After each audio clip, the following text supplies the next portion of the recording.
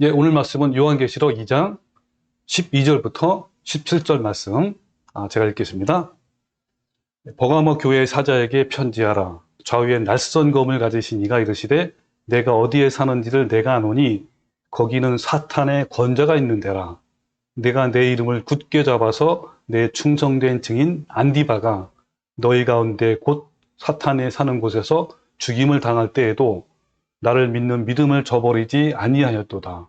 그러나 내게 두어 가지 책망할 것이 있나니 거기 내게 발람의 교훈을 지키는 자들이 있도다. 발람이 발락을 가르쳐 이스라엘 자손 앞에 걸림돌을 놓아 우상의 제물을 먹게 하였고 또 행음하게 하였느니라. 이와 같이 내게도 니고라당의 교훈을 지키는 자들이 있도다. 그러므로 회개하라. 그리하지 아니하면 내가 내게 속히 가서 내 입에 검으로 그들과 싸우리라.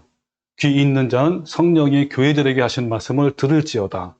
이기는 그에게는 내가 감추었던 만나를 주고 또 흰 돌을 줄 터인데 그 돌 위에 새 이름을 기록한 것이 있나니 받는 자밖에는 그 이름을 알 사람이 없느니라. 예, 아멘. 자, 오늘 버가모 교회에게 주신 말씀 두 번째 시간입니다. 함께 알아볼 건데 오늘 주제의 말씀을 제가 이렇게 잡았어요. 네, 교회에 은밀히 들어온 발람과 니골라당의 교훈. 네, 지난 시간에 이어서 하는 거기 때문에 어떤 것들이 한국 교회에 들어왔는지 같이 함께 알아보는 시간을 갖겠습니다. 자, 오늘은 지난 시간에 이어서 버가모 교회에 대한 두 번째 시간이에요. 이 버가모 교회는 오늘날 한국 교회와 닮은 점이 많은데 그것은 바로 발람의 교훈과 니골라당의 교훈입니다. 지난주에 살펴본 것처럼 이 발람의 교훈과 니골라당의 교훈은 넓은 의미에서 보면 세상 종교와 문화와 가치가 이 진리인 말씀과 혼합된 것을 말해요. 자, 그러면 교회 역사 중에서 성경의 진리가 가장 많이 왜곡되고 변질된 시기가 언제일까요? 자, 오늘은 이것에 대해서 함께 알아볼 거예요. 이 버가모 교회를 시대적으로 역사적 관점으로 알아보고 조명해봄으로써 마지막 시대를 살아가는 현대교회가 그리고 내가 어떤 선택을 해야 하는가를 밝혀주는 이정표가 되리라 생각합니다. 자, 그럼 본문 말씀을 한번 다시 봅시다. 자, 12절에 보면 자, 버가모 교회의 사자에게 편지하라 하면서 좌우에 낯선 검을 가지신 이 예수님이시죠? 이르시되 내가 어디에 사는지를 내가 안다. 거기는 바로 사탄의 권자가 있는 데라 라고 했고요. 그러면서 또 내게 두어 가지 책망할 것이 있다. 거기는 발람의 교훈을 지키는 자들이 있다 라고 했고 또 끝에 이와 같이 내게도 니골라당의 교훈을 지키는 자가 있다 라고 하면서 책망하시는 말씀이 나와요. 자, 그러면 이걸 좀 해석해보면 이런 거죠. 이 버가모 지역은 이교도 풍습과 세상 문화와 논리와 학문이 이 뒷받침된 우상 숭배지란 말이에요. 그게 이제 바로 사탄의 권자가 있는 데라라는 같은 말이에요. 자, 그래서 이 버가모 교회에는 종교적 핍박과 더불어 이교도 풍습과 세상 문화와 가치가 침투해서 진리와 교묘하게 혼합되어 있는 교회란 말이에요. 그래서 그 이름을 버가모 교회라고 한 거예요. 따라서 이 버가모 교회는요, 이 발람의 교훈과 니골라당의 교훈이 침투할 수밖에 없는 환경에 처해져 있었고, 실제로 많은 교인들이 거짓 교훈에 참여를 하게 돼서 주님의 진노와 심판에 이르게 되었단 말이에요. 자, 우리가 지난주에 살펴본 것처럼 이 발람의 교훈과 니골라당의 교훈은요, 세속적인 이교도 풍습과 또 세속 문화와 가치를 끌어들여서 진리의 말씀과 혼합하는 걸 말해요. 이것을 계시록에서는 뭐라고 그러냐면 바벨론 또는 큰 바벨론, 성 바벨론, 큰 성 바벨론. 근데 이것을 좀 더 풀이하면 바벨론 혼합 종교라고 말하는 거예요. 자, 오늘은 이 부분을 역사적 관점으로 알아보려고 하는 거예요. 기독교 역사를 바르게 알면요, 성경을 이해할 수 있고 또 현재와 미래 시대를 볼 수 있는 안목이 생겨요. 여러분, 이 기회에 세계 역사와 더불어 기독교 역사를 조명해보면서 현 시대와 미래 시대를 내다볼 수 있는 영적인 안목을 열리기를 바랍니다. 자, 그러면 버가모 시대를, 교회 시대를 어떤 역사적인 관점으로 한번 지금부터 한번 화면을 보면서 봅시다. 자, 먼저 우리 순서가 있죠. 첫 번째 에베소 교회는요, 약 AD 34년부터 100년 정도, 이때는 초대교회 시대라고 하고, 또 사도 시대, 사도가 다 살아있을 때 끝까지 그 시대를 말하는 거예요. 이 시대에는요, 유대인들의 압력과 핍박이 있었지만 복음이 확장되는 시기였단 말이에요. 굉장히 어마어마하게 복음이 확장됐죠. 자, 그러다가 이제 두 번째 서문학교의 시대는 AD 100년부터 313년, 요 기간을 핍박과 순교의 시대, 우리가 지지난주에 알아봤던 내용입니다. 약 300년 동안 정말 여기 나온 것처럼 10대 로마 황제의 조직적인 박해가, 그러니까 어마어마한 박해가 있었죠.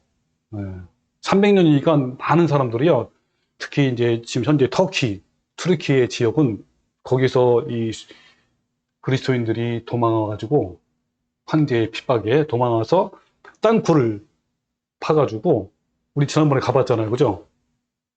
거기서 태어나고 죽을 때까지 햇볕도 안 보고 자란 사람이 그렇게 많대요. 한 번도 햇볕도 못 보고. 예, 그러니까 그 시대가 바로 300년 동안 어마어마한 핍박과 순교의 시대란 말이에요. 그래서 그렇지만 지하교회에서 믿음을 지켰던 시기를 말합니다. 그리고 오늘 이제 바로 세 번째 어느 교회라고 그러죠? 예, 버가모 교회가 약 AD 310년부터 538년 타협의 시대, 세속화 시대. 지금 이 부분을 배우는 거 우리가. 자, 그러면요, 제가 질문을 하면 버가모 교회 시대에 어떤 일이 있었기에 교회가 타협과 세속화가 되었을까요? 자, 여러분도 잘 아시는 것처럼 이때 그 유명한 콘스탄틴 황제의 밀라노 칙령으로 기독교가 박해에서 자유가 되었고, 그 후에 또 데오토시우 황제 때는 기독교가 국교가 되는 놀라운 일이 일어났단 말이에요. 그런데 왜 이 시대가 교회 역사에서 타협과 세속화 시대라고 불리울 정도로 교회가 타락하고 오염되었을까요? 오히려 교회가 더 발전하고 부흥이 되어야 할 텐데 왜 세속화가 되었을까요? 예, 물론 외형적으로는요, 교회는 번영하고 부흥이 되었고 그 영광은 정말 정말 대단했단 말이에요. 이 밀라노 칙령 후에 기독교는 자유가 되었고 타 종교를 다 누르고, 그때 당시에는 그리스 로마죠. 이 가장 중심적인 종교가 되었단 말이에요. 황제까지도 교회에 출석을 했고, 황제가 무릎을 꿇고 로마 감독, 교회 요즘 말하면 교회 목사란 말이에요, 에게 세례를 받는 일이 벌어지게 되었어요. 교회가 모든 사회의 중심이 되었는데 교회당이 없다 보니까 법원 건물을 교회로 사용한 것을 국가가 아예 공포를 한 거예요. 그리고 법원 장의자가 교회 의자가 되었고, 이 법원의 이 복장이 목사들의 가운이 되었고, 또 법원의 뾰족탑이 교회의 건물 양식이 된 거야, 그때. 자, 이 기간에 그리스와 로마의 문화가 교회로 쏟아져 들어왔고, 그리스 로마 문화와 기독교의 성경이 혼합되어 가지고 로마 가톨릭이라는 혼합 종교가 탄생하게 된 거예요. 이것을 아까 말한 대로 요한계시록에서는 바벨론 종교 혼합이라고 부릅니다. 그러니까 박해받던 자리에서 세상을 지배하는 자리로 교회가 이렇게 발전되면서 자연히 교회는 타락하게 된 거예요. 교회 역사에서 밀라노 칙령은요, 교회가 빛을 본 시기가 아니라 세속화된 것이고 영적으로 가장 어두운 시기예요. 기독교 역사 중에서 이 시기에 성경의 진리가 가장 많이 왜곡되었고 변질되었단 말이에요.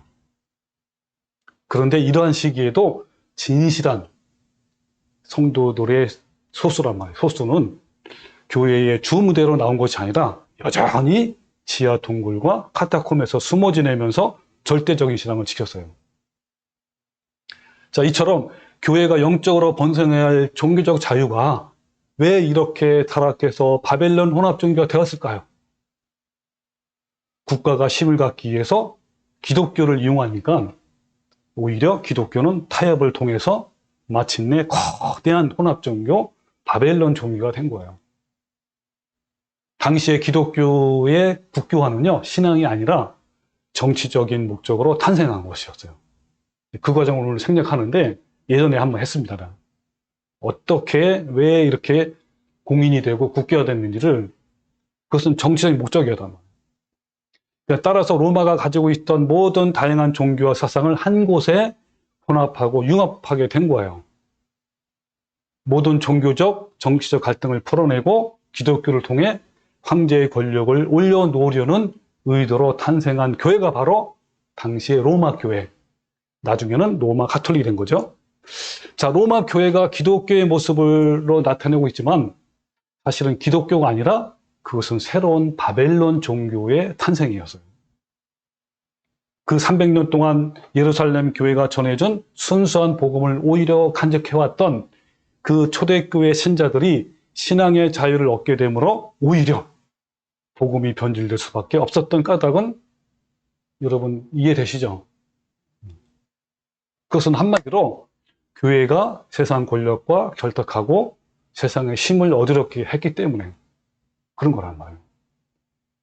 그러니까 예수 그리스도의 참 복음보다는 교회에 주어진 권력의 힘과 교권의 힘이 잘못 사용되었기 때문에 그렇기 때문에 부패하고 타락한 종교로 전락하는 것은 너무나 당연한 사실이란 말이에요.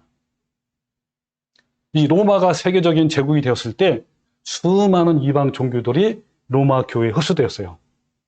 이게 바로 권력의 속성이라고 해요. 권력의 속성은 뭐죠? 힘 있는 곳으로 물리기 마련이란 말이에요. 교회 감독들의 신분의 위치도 하루아침에 상승되었어요. 로마 교회 감독들이 세계 교회와 모든 종교의 지도자로 행세할 수 있었단 말이에요. 자, 이렇게 왜 가능하죠, 이런 것들이? 바로 황제의 공인과 승인으로, 그리고 황제와 연합함으로 그 세력이 더욱 커지게 되온 거예요.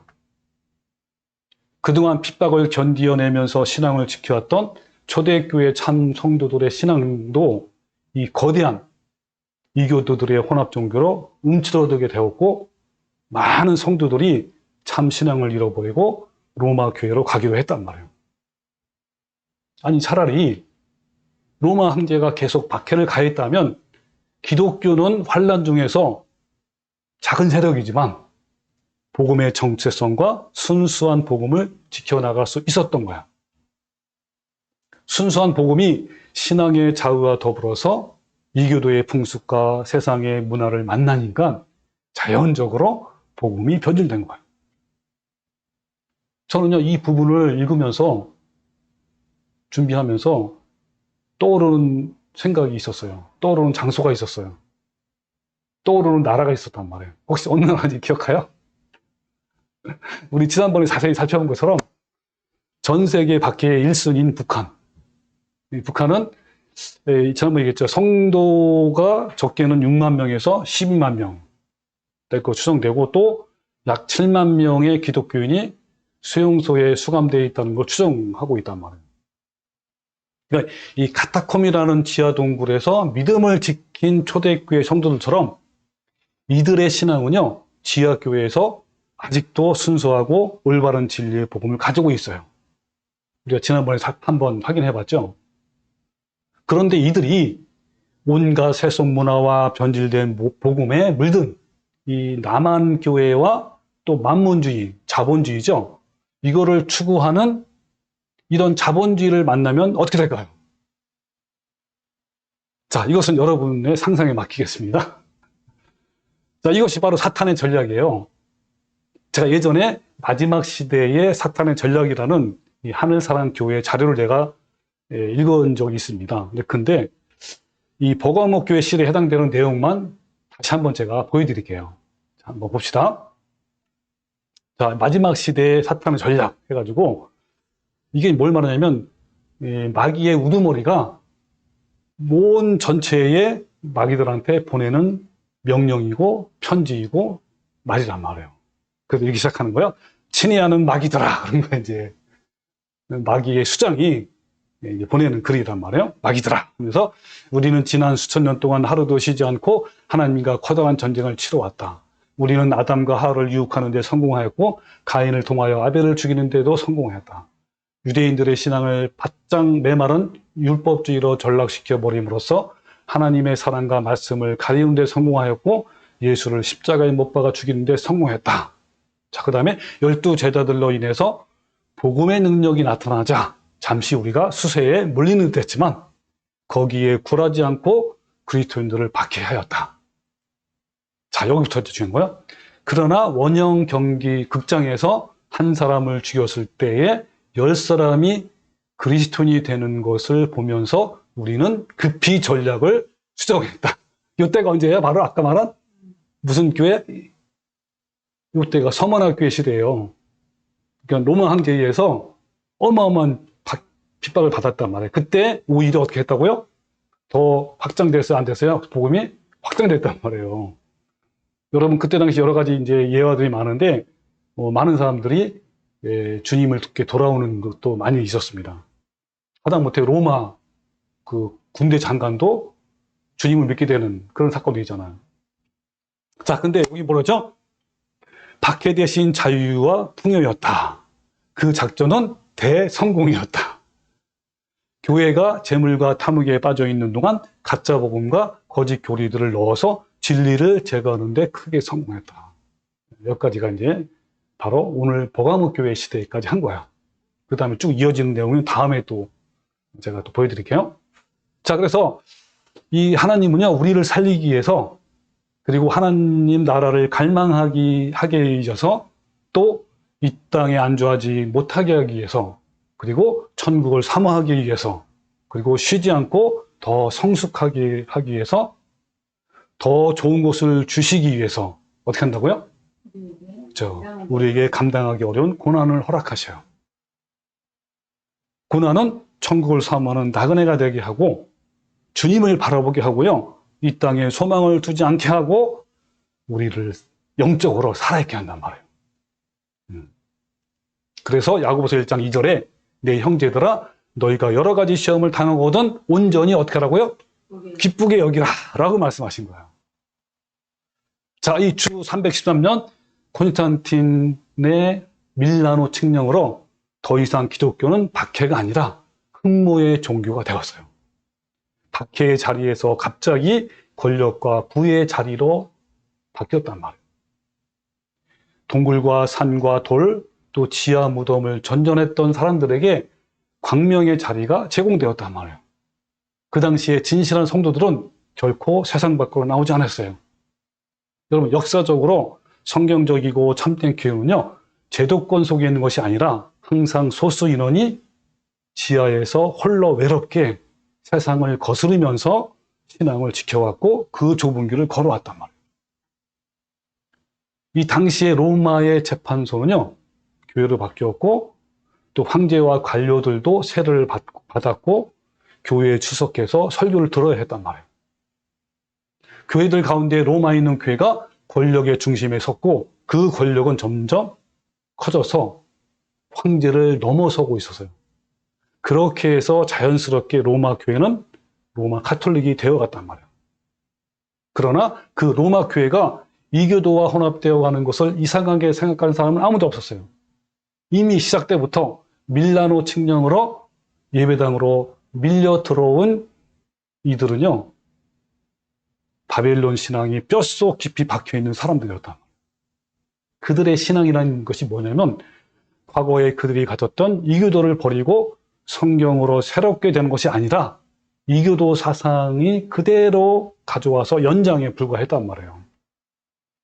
그래서 그들은 성경이 요구하는 사람으로 개혁한 것이 아니라 과거에 그들이 가졌던 이교도의 사상과 일치되는 것을 성경에서 찾아내가지고 그것을 기독교의 모습으로 변형해서 계승할 뿐이에요. 초대교회 당시 박해에도 불구하고 신앙을 막을 수 없었던 사탄은요, 박해 대신에 번영과 혼합을 선택했는데 이것이 바로 오늘 본문 말씀의 발람의 교훈이고 니골라당의 교훈이에요. 초대교회를 매우 가혹하게 박해함에도 불구하고 교회의 성장과 신앙인들을 막을 수 없게 되니까 사탄은 교회를 공식적으로 인정해 준 대신에 교회의 이교도 풍습을 끌어들여서 바벨론 종교와 혼합시키는 것을 택했단 말이에요. 이것이 바로 발람의 교훈인 거예요. 자, 지금까지 내용을 한번 또 정리 다시 한번 해볼게요. 어떤 내용이냐면, 자, 콘스탄틴 황제가 기독교를 공인한 이후 기독교는 로마 제국의 국교가 됨에 따라서 사람들의 인정과 인기를 추구하기 시작했고 갑자기 수많은 이교도들이 교회로 몰려오기 시작했단 말이에요. 이 교회는 새로 개종한 이교도들과 국가의 요구에 따라서 진리를 타협하게 되었단 말이에요.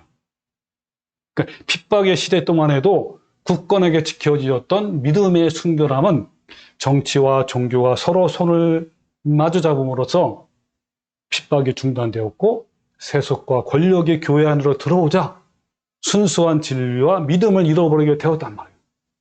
그 후 교회는 세속과 타협의 길을 계속해서 걸었어요.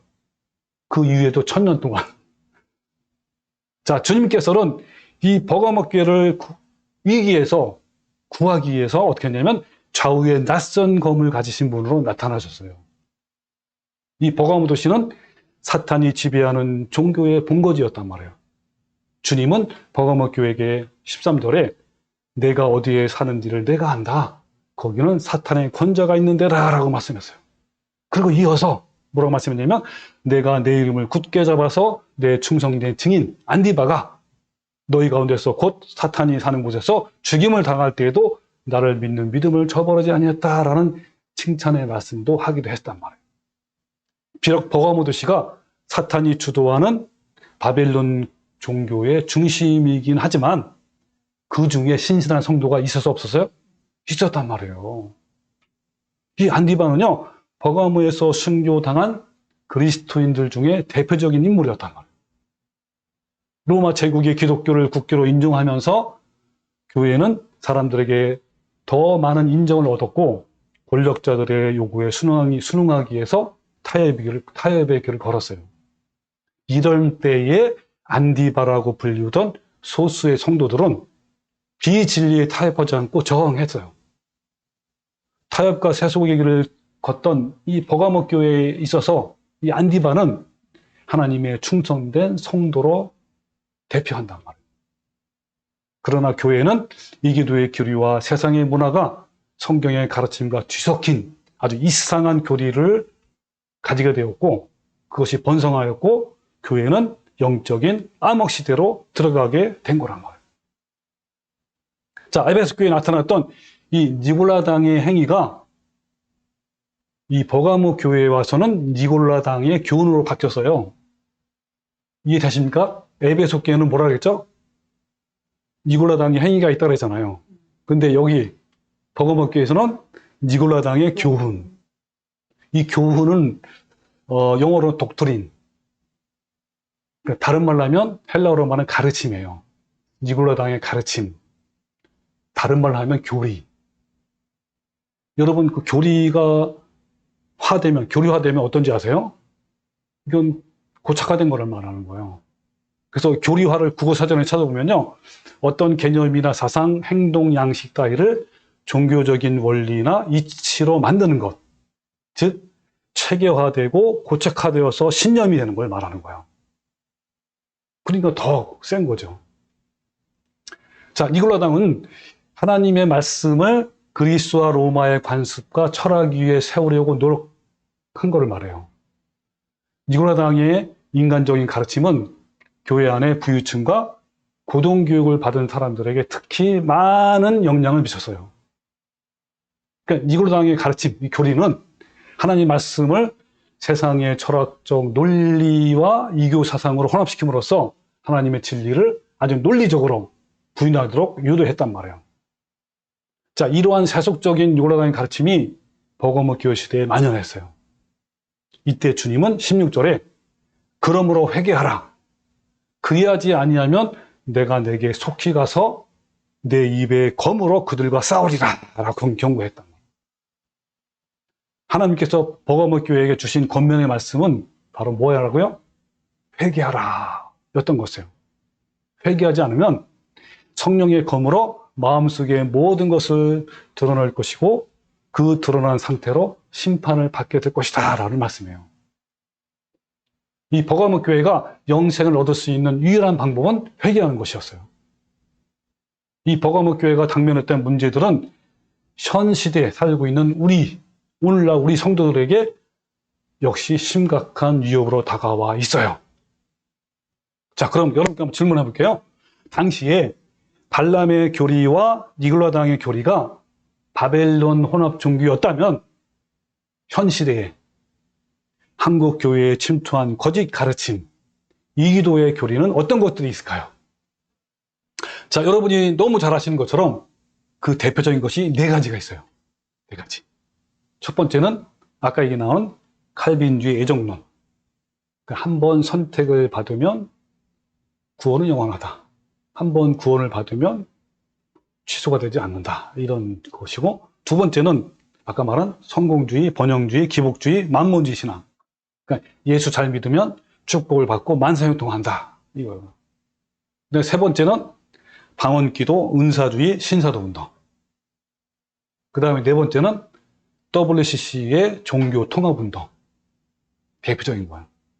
자, 이것이 바로 오늘날의 발람의 교훈, 발람의 가르침이고 교리란 말이에요. 이 네 가지 모두 이교도 교리와 세속적인 문화와 가치에서 온 것들이에요. 자, 첫 번째로 이 칼빈주의는 이 발람의 교리인데 그 뿌리는 어디인지 혹시 아세요? 자, 칼빈주의는 뭐냐면 이런 거예요. 근데 한번 또 얘기해 주게요. 인간은 완전히 타락했기 때문에 하나님의 무조건 선택으로 구원받을 자를 창세전에 예정했고 이렇게 선택받은 인간은 무조건 구원받는다. 이것이 칼빈주의예요.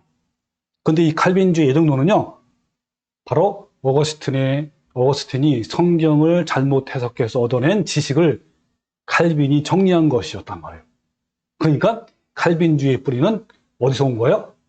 어거스틴에 온 거예요. 이 어거스틴은 만이교의 사상에 오랫동안 영향을 받은 상태에서 이 교부가 되었어요. 요즘 말하는 목사가 됐단 말이에요. 그렇기 때문에 그는 저서를 통해서 많은 이교도의 교리들을 기독교로 들여오는 장본인이 되었어요. 그래서 이 많은 신학자들이 이 부분에 대해서 다음과 같이 증언합니다. 자, 한번 화면을 보여드릴게요. 여기 나오면, 자, 워필드라는 이 신학자가 뭐라 하냐면, 예정론은 칼빈 자신의 창작이 아니었다. 그것은 어거스틴에서 온 것이다. 그 다음에 헬레미터, 이 신학자는 뭐라 하냐면, 칼빈의 교리들은 어거스틴 사상의 부흥이다. 라고 말합니다. 따라서 칼빈주의 정도는 이교도 사상에 물든 어거스틴이 성경을 잘못 해석해서 얻어낸 지식을 칼빈이 정리한 거란 말이에요. 그러므로 칼빈주의 정도는 발람과 니골라당의 교훈이고 가르침이고 교리예요. 자, 두 번째로 아까 말한 번영주의와 기복주의 신앙도 발람의 교훈이란 말이에요. 근데 그 뿌리는 혹시 무엇인지 아세요? 이 번영주의는 이런 거죠. 하나님을 잘 믿으면 복을 받는다. 뭐 교회 열심히 나오면 이제 주일 성수하고 헌금 열심히 하고 봉사하고 전도를 잘하면 나가도 복을 받고 들어가도 복을 받는다. 네. 또 세상에 성공하고 출세하고 만사형통하고 몸이 건강하고 편안하고 안락한 삶을 살 것이다. 이렇게 합니다. 이것을 많은 교회에서 주일마다 강단에서 목사들이 외치고 있단 말이에요. 자, 이런 가르침은요, 원래 성경의 가르침에서 나온 것이 아니라 이교도 가르침이 그대로 한국 교회, 기독교에 들어와서 진리의 복음을 변질시킨 거란 말이에요. 여러분, 수천 년 동안 이 한민족의 의식 구조와 신앙의 패턴을 지배해온 것은요, 불교도 아니고 유교도 아니고 바로 뭔지 아세요? 무속신앙. 이걸 샤머니즘이라고, 샤머니즘. 이 샤머니즘의 최고의 가치는 어떤 신을 통해서 복을 받고 번영하고 만사형통하는 것이에요. 이런 영향을 받은 모든 종교의 최고의 가치도 똑같아요. 여러분은 불교 신자들, 유교 신자들 뭐 무당하는 사람 하잖아요. 무당하는 굿하잖아요. 그들의 목적이 뭔지 아세요? 다 복 받는 거예요. 근데 그 영향으로 한국 교회에서도 뭐 자기 문제나 자기 필요한 거, 먹을 거, 입을 거, 물질 축복, 온갖 복을 위해서 기도한단 말이에요. 이것은 한국만의 토속적인 무속신앙에서 비롯됐어요. 이 민속신앙과 무속신앙의 영향으로 그대로 한국 교회에 흘러 들어왔단 말이에요. 그래서요, 많은 사람들이 무당에게, 뭐 때로는 산신령에게, 또 불당에서 부처에게 빌고 기도했던 내용을 보면 교회에서 교인들이 기도했던 내용과 행동이 너무 똑같아요. 오랜 세월 한국인의 종교적 욕구를 채워주면서 한국인의 마음 깊숙이 자리 잡고 있었던 이 샤머니즘은요, 기독교에 슬그머니 들어와서 자연스럽게 기독교의 모든 진리를 변질시켰어요. 자, 세 번째로 신비하고 황홀한 은사주의와 방언기도, 신사도 운동도 발람의 교리예요. 교훈인데 그 뿌리는 혹시 어딘지 아세요? 이 샤머니즘이 어떻게 어떤 형태로 기독교에 들어왔는지 알아보면 알 수가 있어요. 이 은사주의와 신사도 운동을 통해서 각종 이기도적이고 사탄적인 영이 성령으로 둔갑해서 한국 교회에 들어왔고 현재 빠르게 전파되고 있어요. 그게 뭐냐면 이런 거예요. 성령을 받으면 쓰러지고 넘어지고 뒹굴고 웃고 막 금가루가 떨어지고 등 이 비이성적인 행동을 하는 이 사탄적 은사주의가 성령의 은사로 둔갑되어서 진리의 복음을 변질시켰단 말이에요. 한국교회에서는 성령을 받는다라는 것이 마치 입신, 그러니까 뭐 성령을 받으면 쓰러지잖아요. 뭐 쓰러져가지고 입신이라 그래요. 그래요? 엑스타시가 뭔지 알아요?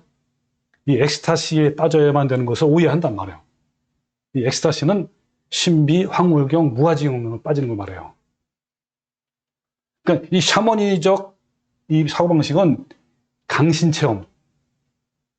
강신체험이 뭔지 아세요? 혹시? 신내림을 받는 거, 신내림.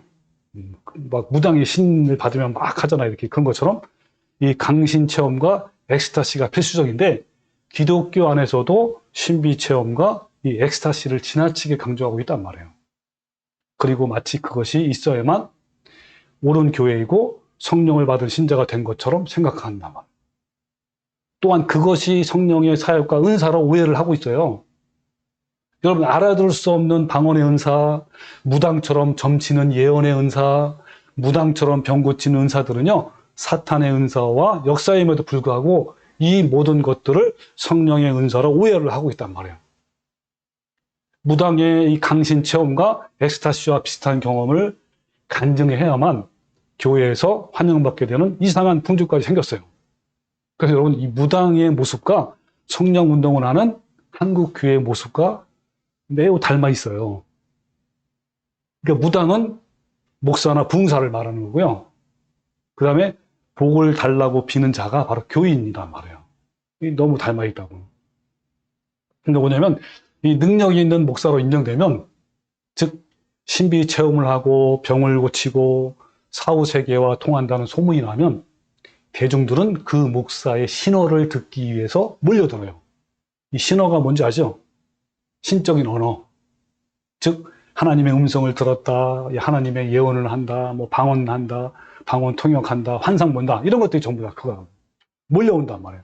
그 목사는 신령을 지펴 흥분하고 날뛰는 무당, 샤만처럼 강단을 장악하여 그의 말 한마디에 신도들은 신기하듯 절대 복종하고 그 앞에 엎드려 자신의 문제를 대신 빌어주기를 간청한단 말이에요.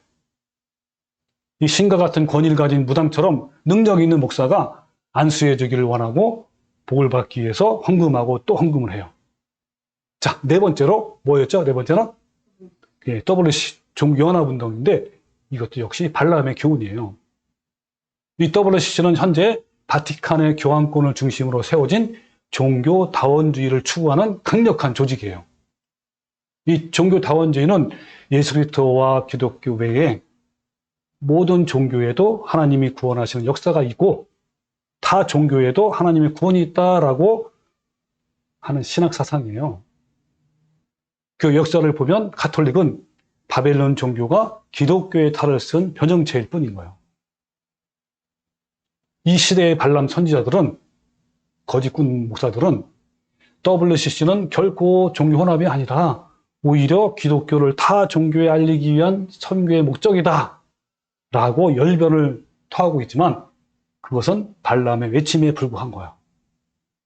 그런 발람의 말을 듣는 순간 하나님의 진노를 피할 수 없게 될 거란 말이에요. 자, 그렇다면 우리가 발람의 교훈과 미혹에 빠지지 않고 이기는 자가 되려면 어떻게 하면 될까요? 자, 성경을 봅시다. 자, 요한계시록 18장 2절에 이런 말씀이세요. 힘찬 음성으로 외쳐 이르되 무너졌도다 무너졌도다 큰 성 바벨론이여. 이 바벨론이 뭔지 아시죠? 네, 온갖 종교가 합쳐진 아까 WC 연합운동이잖아요. 그 대장이 누구라고요? 로마 교황권이라는 거예요. 가톨릭 교황권이에요. 그걸 말하는 거야. 귀신의 처소와 각종 더러운 영이 모이는 곳과 각종 더럽고 가증한 새들이 모이는 곳이 되었도다 하면서 또 내가 들으니 하늘로부터 다른 음성이 나서 이르되 내 백성아 거기서 나와 그의 죄에 참여하지 말고 그가 받을 재앙을 받지 말라. 그 죄는 하늘에 사무쳤으며 하나님은 그의 불의한 일을 기억하신다라고 했단 말이에요. 거기서 나와야 돼요. 거기서 나오지 않으면 결코 올바른 진리를 갈 수가 없단 말이에요. 이 바벨론 혼합 종교는 모든 종교의 혼합 그 자체예요. 그 안에는 가증하고 더러운 이교도의 온갖 교리들로 가득 차 있어요. 그 안에는 온갖 종류의 태양신 교리, 신비주의와 샤머니즘, 토속신앙, 세상적인 철학, 세상적인 성공주의, 번영주의 등이 모두 혼합되어 있단 말이에요. 이 바벨론 혼합 종교가 문화와 철학과 사상이라는 포장지에 쌓여서 오늘날 정신세계를 지배해왔어요. 그 대표적인 것이 인본주의, 물질 만능주의, 성공주의 등 세속적인 것들이에요.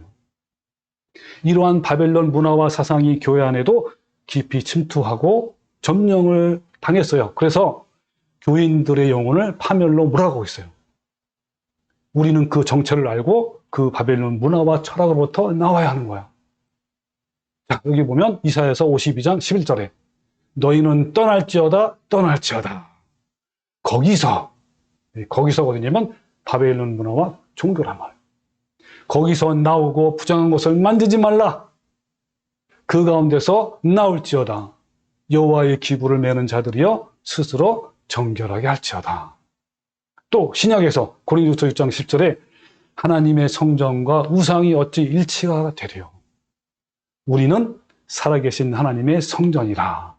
이유같이 하나님께서 이르시되 내가 그들 가운데 거하며 두루 행하여 나는 그들의 하나님이 되고 그들은 나의 백성이 되리라 하면서 그러므로 너희는 그들 중에서 나와서 따로 있고 부정한 것을 만지지 말라라고 했단 말이에요.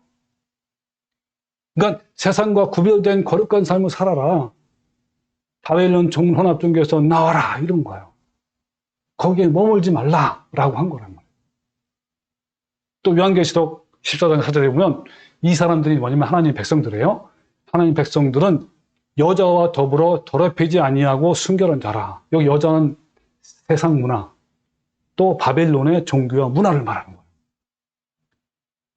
어린 양이 어디로 인도하든지 따라가는 자며 사람 가운데서 속량함을 받아 처음 익은 열매로 하나님과 어린 양에게 속한 자들이니 그 입에 거짓말이 없고 흠이 없는 자들이라 그랬단 말이에요. 여러분 이런 자가 돼야 되는 거예요. 자, 이걸 해석하면 하나님 백성은요 외부로 선하게 보이면서 내면으로는 진리에 대한 확고한 사람들이에요. 그리고 그들은 성품 열매가 맺어가는 사람들이고 어린 양을 철저히 따라가는 자라. 또 디모데후서 3장 1절에 보면 자 너는 이것을 알라. 말세에 고통하는 때가 이를 것이라 그랬단 말이에요. 잘 보세요. 우리 시대에는 고통할 때가 올 것이다.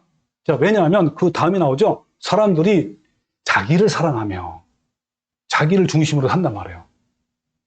그리고 돈을 사랑하며 만문주의죠. 그리고 자랑하고 교만하고 비방하고 부모를 거역하고 감사하지 아니하고 거룩하지 아니하고 무정하고 원통함을 풀지 아니하며 모함하고 절제하지 못하고 싸납고 선한 것을 좋아하지 않냐고 배신하며 조급하며 자만하고 쾌락을 사랑하기를 하나님이 사랑하는 것보다 더하고 경건의 모습은 모양은 있으나 경건의 능력은 부인한다. 그러니까 교회는 열심히 나가고 성경 끼고 찬양도 부르고 열심히 봉사도 하지만 경건의 능력은 없단 말이야. 삶에서 어때요? 구별되는 삶, 거룩한 삶을 살지 않는단 말이에요. 그러면서 이 같은 자들에게서 내가 돌아서라 했단 말이에요. 아까 말한 뭐요? 바벨론 문화, 종교에서 탈출하라, 나오란 말이에요. 거기 함께 머물러 있지 말란 말이에요. 자, 이기는 자가 되기 위해서 성령의 검, 말씀으로 무장하는 거예요. 그래서 시편 1편, 진짜 복 있는 사람이 뭐냐? 이 세상에서 성공하고 돈 많이 벌고 잘 살고 축복하고 뭐 그게 복이 아니라 뭐라 그랬죠? 복 있는 사람은요, 악인들의 꾀를 따르지 아니하는 거예요. 그리고 죄인의 길에 서지 않는 거고요. 오만한 자들의 자리에 앉지 않는 것이고 어떻게 한다고요? 오직 여호와 율법을 즐거워하여 그의 율법을 취하러 묵상하는 거예요. 이 묵상하는 것은 그 말씀을 생활 속에 실천하는 것도 포함된 거예요. 그런 사람이 진짜 복 있는 사람이에요. 그는 시냇가에 심은 나무가 철을 따라 열매를 맺으며 그 잎사귀가 마르지 않은 같으니 그가 하는 일이 모든 일이 형통하리로다. 여기 보면 열매를 맺어가는 것, 시간이 흐를수록 주님의 성품으로 변화되는 것을 말하는 거예요. 여기서 말하는 형통은요, 요즘 말하는 만사형통, 뭐 잘 먹고 잘 살고 그게 아닌 거예요. 히브리어로 찰레크예요. 그러니까 대나무가 아래에서부터 쭉 뻗어 있는 것처럼 목표를 향해 바르게 나아감을 말하는 거예요. 좀 더 풀이하면 세속적인 교리와 문화에 흔들리지 않고 진리를 따라 거룩함을 이루는 것을 말하는 거예요. 자, 이게 복 있는 사람이에요. 또 베드로서 1장 10절에 너희가 순종하는 자식처럼 전에 알지 못할 때에 따르던 너의 사욕을 본받지 말고 오직 너희를 부르신 거룩한 이처럼 너희도 모든 행실에 뭐가 되라고요? 거룩한 자가 되라 그랬단 말이에요. 기록되었으되 내가 거룩하니 너희도 거룩할지어다 하셨느니라. 외모로 보시지 않고 각 사람의 행위대로 심판하시는 이를 하나님은요, 외모로 심판하시는 것이 아니라 뭐 한다고요? 각 사람의 행위대로, 그 마음과 그 행위대로 심판하시는 분이 하나님이란 말이에요. 자, 그런즉 뭐라고요? 너희가 나그네로 있을 때 두려움으로 지내라 라고 말씀한 말이에요. 이렇게 하나님이 경고하시는 거야. 그리고 베드로후서 1장 4절에 보면 이로써 그 보배롭고 지극히 큰 약속을 우리에게 주사 이 약속으로 말미암아 너희가 정욕 때문에 세상에서 썩어질 것을 피하여, 같은 말이죠. 세상의 문화와 세상의 가치와 그리고 종교에서 떠나란 말이야. 피해서 나와서 어떻게 하라고요? 신성한 성품에 참여하는 자가 되게 하렸다. 신의 성품에 참여하는 자가 되라는 거. 그래서 그러므로 너희가 더욱 힘써 너희의 믿음의 덕의 지식을, 지식의 절제를, 절제의 인내를, 인내의 경건을, 경건의 형제의 우애를, 형제의 우애의 사랑을 더하라. 자, 이게 바로 신의 성품에 참여하는 자가 되는 거예요. 거룩한 자가 되는 거야, 이게 바로. 이같이 하면, 잘 보세요. 이같이 하면 우리 주 곧 구주 예수 그리스도의 영원한 나라에 들어감을 넉넉히 너에게 주신다 그러단 말이에요. 넉넉히 확실하게 이런 뜻이에요. 우리가 천국에 가려는 확실한 방법이 뭐예요? 교회 열심히 나오면 되는 거예요? 아니죠. 여기 있는 것처럼 믿음, 덕, 지식, 절제, 인내, 형제, 우애, 경건, 사랑 이런 것들이 내 안내에서부터, 내면서부터 밖으로 나와야 되는 것이죠. 주님의 성품을 닮아가는 거 아닙니까? 이게 있어야 뭐라고요? 저 한나라에 들어감을 넉넉히 확실하게 주신단 말이에요. 또 베드로서 2장 1절에 보면 그러므로 모든 낙독과 모든 기만과 외식과 시기와 모든 비방하는 말을 버리고 갓난아기들 같이 순전하고 신령한 젖을 사모하라. 주님의 말씀을 사모하고 그 말씀을 따라 행하란 말이에요. 이는 그로 말미암아 너희로 구원에 이르도록 자라게 하려 함이라 라고 했고 베드로서 2장 11절에 사랑하는 자들아 거루민과 나그네 같은 너희를 권하노니 영혼을 거슬러 싸우는 육체의 정욕을 제어하라. 내가 하고 싶은 거, 내가 원하고 싶은 거, 나의 꿈, 나의 소망 이런 것들로 제어하란 말이에요. 주님의 뜻을 따라 주님이 원하는 대로 하란 말이에요. 요한일서 2장 15절에 이 세상이나 세상에 있는 것들을 사랑하지 말라. 누구든지 세상을 사랑하면, 이 말은 오늘 말씀과 이거 연결시키면 뭐야? 세속적인 문화와 가치를 따라가면 아버지의 사랑이 그 안에 있지 아니하니 이는 세상에 있는 모든 것이 육신의 정욕과 안목의 정욕과 이상의 자랑이란 말이에요. 그러니 다 아버지께로 온 것이 아니고 세상으로부터 온 것이라 하면서 이 세상도 또 그 정욕도 다 지나가되 오직 하나님의 뜻을 행하는 자들은 어떻게 해요? 영원히 거하는 거예요. 영원히 살아남아서 영생을 얻는단 말이에요. 디모데후서 6장 6절에 자족하는 마음이 있으면 경건은 큰 이익이 된다. 이 핵심 포인트가 뭐예요? 자족하는 마음이에요. 중요해 이게. 우리가 세상에 아무것도 가지고 온 것이 없음에 또한 아무것도 가지고 가지 못하리니 여러분 우리가 죽으면 뭘 가져가요? 아무리 재산이 많아도 다 가져갑니까? 없단 말이에요. 그러니 우리가 먹을 것과 입을 것이 있은즉 족한 줄로 알라라 했단 말이에요. 부활이 하는 자들 이거는요 열심히 아까 말한 성공주의, 축복주의 아닙니까? 부활이 하는 자들은 시험과 올무와 여러 가지 어리석고 해로운 욕심에 떨어지나니 곧 사람으로 파멸과 멸망에 빠지게 한단 말이에요. 대부분 많은 범죄들이요 다 이 만몬 때문에, 돈 때문에 이루어지는 거예요. 그러면서 돈을 사랑함이, 돈이 필요한 거죠. 필요하지만 사랑하면 안 돼요. 거기에 빠져서 거기에 집착하면 안 된단 말이에요. 그게 사랑하는 거예요. 돈을 사랑함이 일만하게 뿌리가 되나니 이것을 탐내는 자들은 미혹을 받아 믿음에서 떠나 많은 근심으로써 자기를 찔렀도다. 그러면서 오직 너 하나님의 사람아, 그러니까 하나님의 사람은 어떻다는 거예요? 이것들을 피하고 의와 경건과 믿음과 사랑과 인내와 온유를 따르며 믿음의 선한 싸움을 싸우라, 영생을 취하라 라고 했단 말이에요. 이게 바로 하나님 말씀이에요. 이게 바로 이기는 자가 되는 거예요. 여러분 어떠신가요? 오늘 말씀을 통해서 주님은 그러므로 회개하라, 이기는 그에게는 내가 감추었던 만나를 주고 hin도를 주겠다라고 말씀했단 말이에요. 이 말씀의 의미는 발람의 교훈과 니골라당의 교리, 즉 바벨론 혼합 종교와 문화를 버리고 의와 경건과 믿음과 사랑과 인내와 온유를 따르면 영생을 주시겠다라고 하신 말씀이에요. 여러분 우리 모두 발람과 니골라당의 교리를 버리고 이기는 성도가 되시기를 주님의 이름으로 축원합니다. 아멘.